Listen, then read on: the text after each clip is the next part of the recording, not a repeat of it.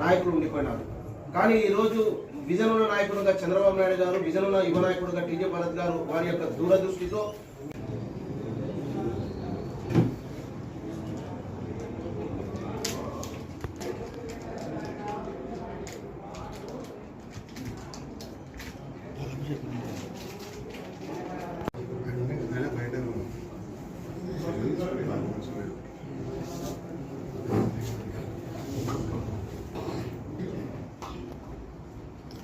ముఖ్యమంత్రి వర్యులు నిన్నటి దినాన కర్నూలులో హైకోర్టు బెంచ్ ఏర్పాటు విషయమై స్పష్టంగా ఒక విధి విధానాలతో 28/10/2024 రాష్ట్ర ఆంధ్రప్రదేశ్ హైకోర్టు ఉన్నత న్యాయస్థానానికి లెటర్ పంపి కర్నూలులో హైకోర్టు బెంచ్ ఏర్పాటు చేసే పనులు ప్రారంభం గురించి ప్రకటించినందుకు మరి గౌరవనీయులైనటువంటి ముఖ్యమంత్రి వర్యులు గారికి కర్నూలు జిల్లా భారతదేశ ప్రత్యేక ధన్యవాదాలు తెలుపుతూ, అలాగే ఈ విషయంలో మరి ఇటీవల వారం రోజుల నుంచి లోకాయుక్త అలాగే హ్యూమన్ రైట్స్ కమిషన్ విషయంలో తరలింపు అనేది ఒక ద్వంద్వ ఆలోచనతోనే ఉండేది. వాటిని కూడా కలిపి, ఎందుకంటే కర్నూలులో హైకోర్టు బెంచ్ ఏర్పాటు చేస్తూ ఉన్నారు కాబట్టి ఇవి తరలించే ప్రసక్తి లేదు, ఒక కేవలం విద్యుత్తు మండలి మాత్రమే అక్కడ ఉంటుందని స్పష్టంగా చెప్పడము తెలుగుదేశం పార్టీ తూచా తప్పకుండా ప్రాంతాల వారిగా ఏ ఒక్క ప్రాంతాలు మనోభావాలు దెబ్బతీయకుండా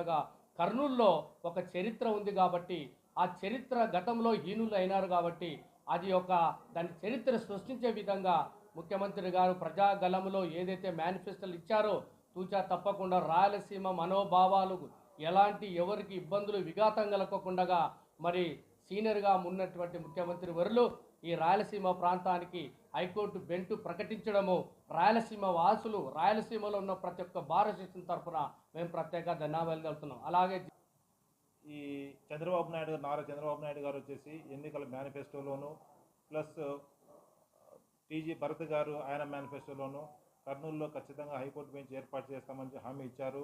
ఆ హామీని నెరవేర్చుకోవడం జరిగింది. తర్వాత ఇంకోటి ఏమంటే ఈ అభివృద్ధి అనేది, హైకోర్టు బెంచ్ అభివృద్ధి అనేది ఈ కర్నూలు జిల్లా అభివృద్ధిలో ఒక భాగం మాత్రమే తప్ప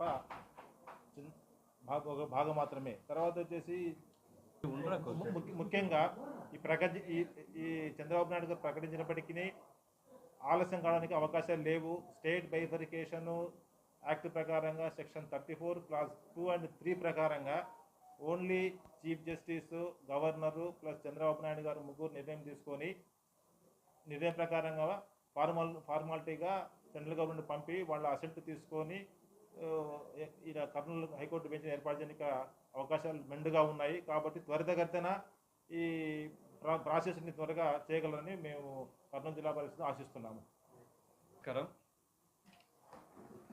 గత 30 సంవత్సరాలుగా ఉమ్మడి రాష్ట్రం ఉన్నప్పటి నుంచి రాయలసీమ వ్యాప్తంగా రాయలసీమలో రాష్ట్ర హైకోర్టుకు సంబంధించినటువంటి బెంచ్ను ఒకటి ఏర్పాటు చేయాలని డిమాండ్తో రాయలసీమ వ్యాప్తంగా న్యాయవాదుల సంఘాలు కావచ్చు, ప్రజా సంఘాలు కావచ్చు, వివిధ రాజకీయ పార్టీలకు డిమాండ్ చేస్తున్నటువంటి రాష్ట్ర ఉన్నత న్యాయస్థానానికి సంబంధించినటువంటి హైకోర్టు బెంచ్ ప్రకటన ఈరోజు వెలువడడంతో రాయలసీమ వ్యాప్తంగా ప్రజలు, ప్రజా సంఘాలు సంతోషపడతా ఉన్నారు.